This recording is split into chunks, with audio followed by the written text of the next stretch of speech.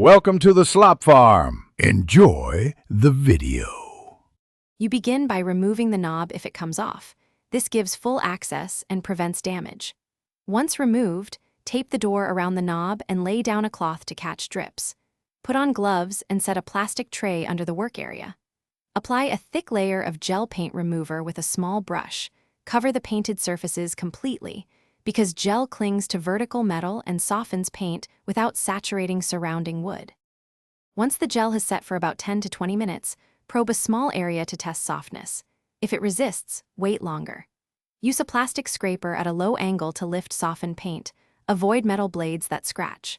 For grooves or intricate patterns, use a brass brush or toothbrush to scrub gently.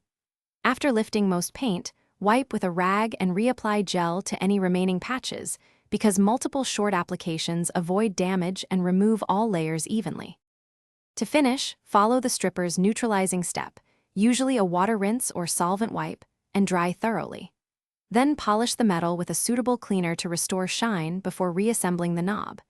If small paint flecks remain, repeat the gel application rather than aggressive sanding. Plating and finishes can be damaged by grit. If paint is stubborn, a low-heat hair dryer can help soften edges, but make sure to keep heat moderate to prevent warping or finish harm. Thanks for watching. Consider subscribing if we helped you today.